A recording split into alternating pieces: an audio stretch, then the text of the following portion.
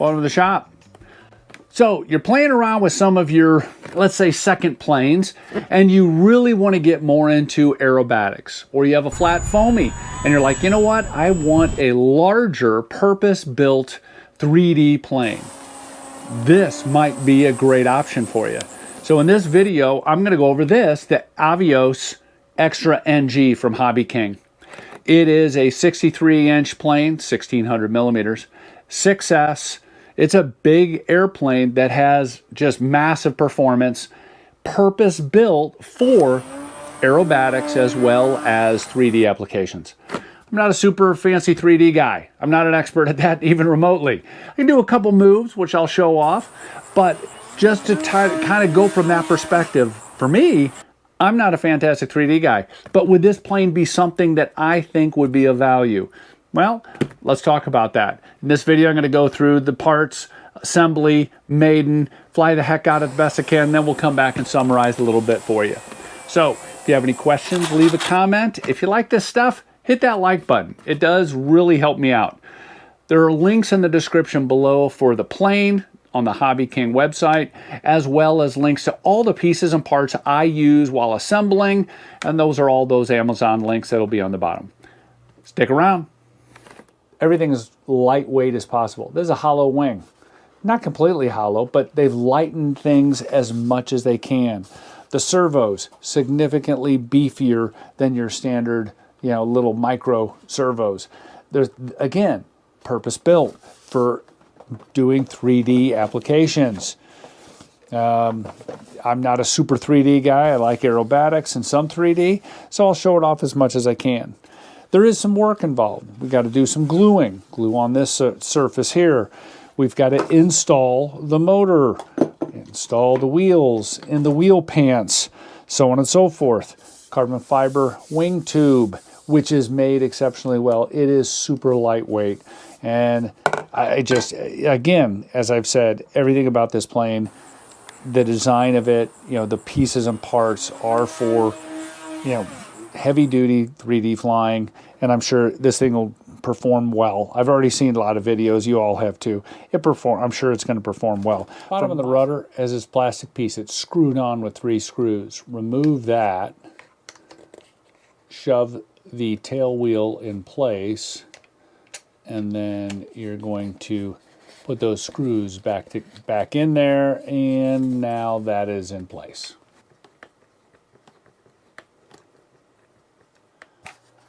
All right, this right here needs to get glued on to this right here.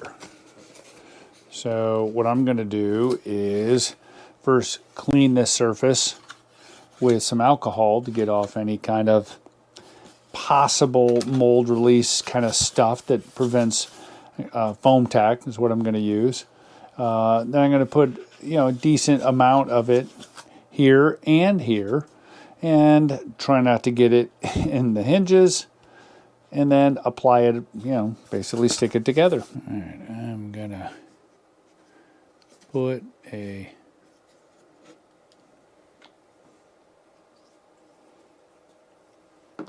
then use my brush. Not getting it on the hinge, but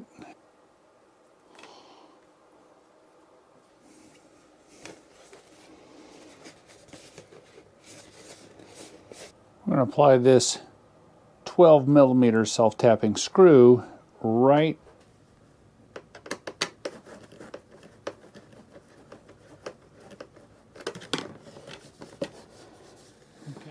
and there are plastic pieces here that assist in holding this whole thing together. Attach the horizontal stabilizer with 4 self-tapping screws, and you are set. Motor installation is pretty simple. Slide in the wires. There are 4 screws that attach to the firewall there. There are those T-nuts in there. Use a little Loctite, blue Loctite. Also, I would definitely recommend to connect the motor wires before you lock everything down.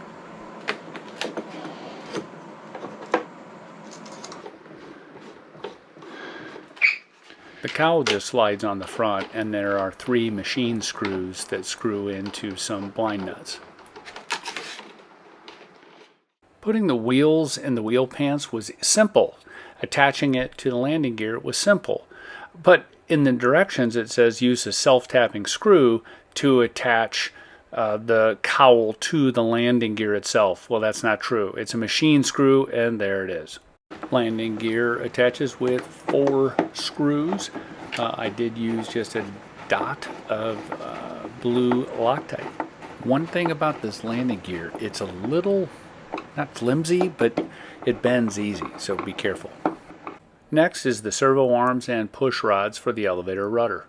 I would suggest connecting the push rod to the servo arm before attaching it to the control horn. It just makes it a little bit easier. Balance the prop as always, then start putting her on the plane. So you'll see there's a little washer, and then over that goes the nut, and then over that goes the spinner. For the wiring, I did put on about 6-inch extensions for the ailerons, which really came in handy for field setup. Let me go over field setup. So that little extension I have, I shove that through the hole that all the wires flow through. I plug in the aileron. I have zip tied the light, pull it into the fuselage.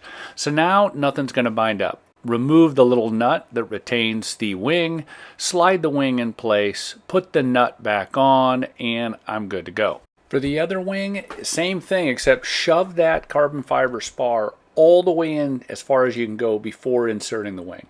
Clean up the wires a little bit, tuck them in, and add your battery, and you are good to go.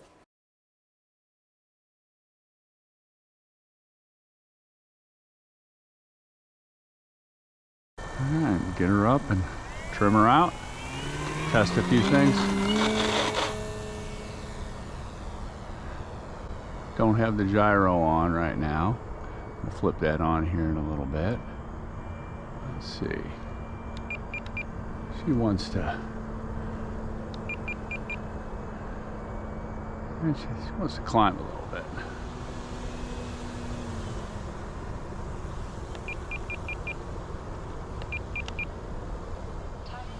This is low rate.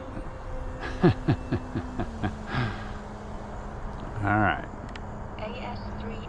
Got gyro turned on. Very happy with trimming, took nothing at all. Gonna put it into mid rate.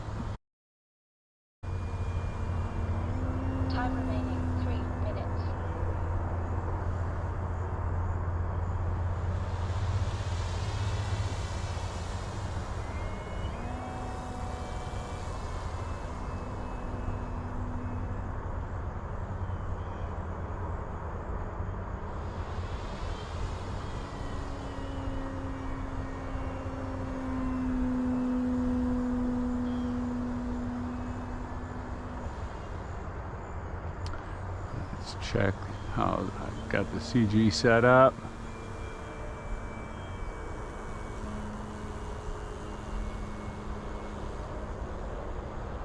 Required just a little push of forward pressure. Yeah, just a little push of forward pressure. So I could move the CG back just a hair if I wanted to.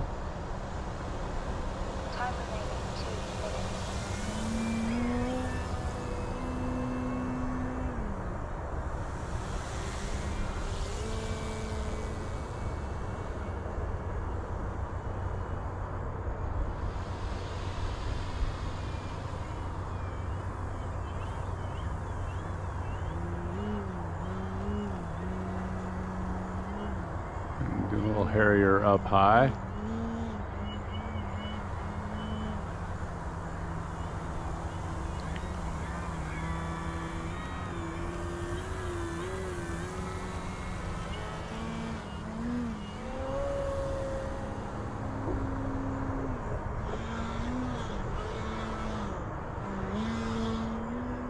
Well, that sounds, it's a weird sound to it, doesn't it?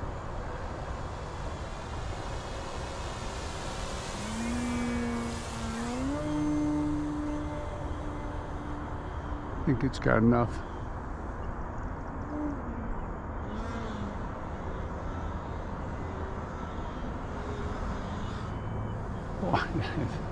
Put a little power makes that sound a little funky. Okay.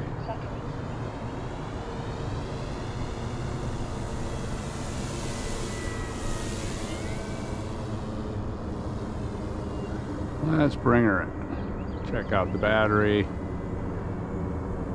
I don't think I changed anything.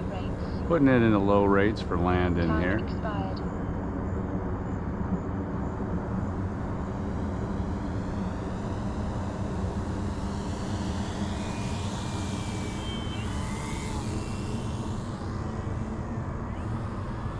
Too far away.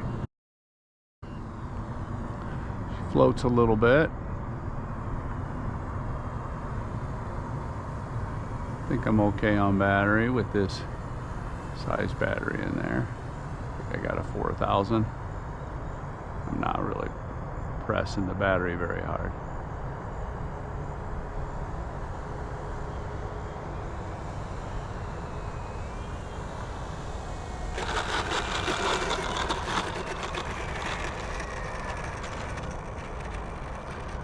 Pretty uneventful.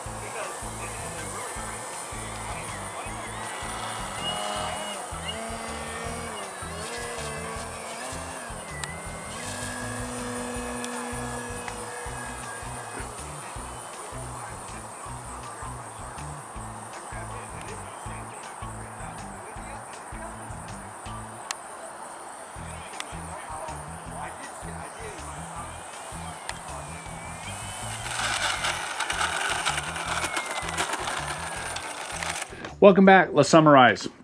All right, let's talk about fit and finish of the plane. You know, everything went together easy. Fit looks good. All the control surfaces, the actual hardware, electronics are good quality, right? They're made for this 3D aerobatics, which are it's really hard on a plane. I will say that the prop is a little off. It's not great. I would replace that prop, at least on mine, to one that suits it a little bit better, a better quality prop. That was the only issue I had with anything, really, is the prop. But it worked fine. It just had some vibration and some noise. Even though I balanced it, there was some issues. Other than that, again, fit and finish, everything was fantastic. My setup for this was pretty simple. You know, I used AS3X Plus. The tuning I put on there, the settings I used from Model Aviators, his channel. Why?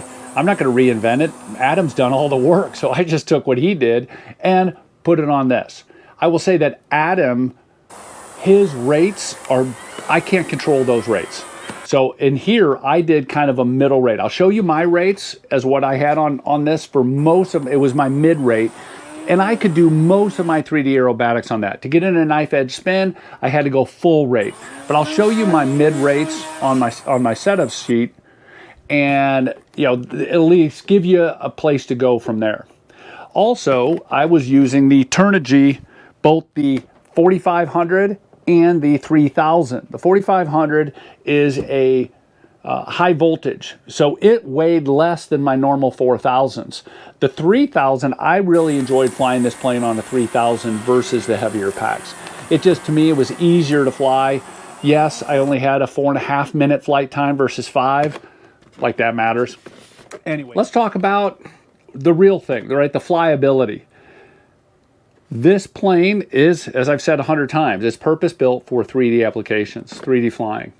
And what I mean is, you know, yes, you can go on YouTube and watch some guys like John at Two Brothers take a Super Tucano and fly at 3D. That's hard to do. And you really have to set up the plane to do that. Whereas this plane, it's purpose-built for that. It's much easier to take this plane and do some of those 3D aerobatic maneuvers. So just because the massive control surfaces that you have and the servos that can drive them allow you to do fantastic aerobatics, but also 3D flying as well. I had right off the bat super confidence in putting this thing in a Harrier, in a hover, flat spins, easy, knife edge spins, no problem, as long as, you know, and this is where it gets into this plane could fly better than I can fly it. I'm not an expert and skilled in that. So from that standpoint, this plane though gave me the tools I needed to become better at that next level of 3D aerobatics. If I were to compare this to, let's see, say my Skywing over here, my Edge 540, or my laser that I have, my Extreme Flight laser, I would say that, you know, this plane right here flies better than my Skywing. I can see this plane better. Now, does it fly better than my laser? I don't know, but I will say that my laser costs twice as much as this. So if you're looking for that plane that, you know, it's purpose-built for 3D aerobatics, but you're not going to spend over $1,000 for something of this size, darn, this is exactly what you're looking for. So who is this plane for? This plane is for someone who, like I said in the beginning, kind of, you know, you've got your flat foamy, you're doing some aerobatics, you want to take it to the next level, and you want something bigger. You know, I'm a big fan of bigger flies better. And here's a 63-inch wingspan plane that I can see really well, especially doing some of those maneuvers where you're doing a knife edge spin and you're not quite in it. I can see that I need to do a little aileron to kick that, you know, in the position that it will do it better. With smaller planes, it's hard to do. For this, you know, that 48-inch Skywing I have, it's harder for me to see exactly what's going on. Whereas this plane, I didn't have a problem at all with that. Thanks for watching. I do appreciate it. If you like this content, please hit that like button. If you have a question, leave a comment. Below in the description, there are links to this plane as well as a 5% discount code that you can use on anything from HobbyKing. So get the plane, get the batteries, get whatever, and you get a little extra discount. So anyway, hey, thanks a lot. Appreciate it. Have a great day.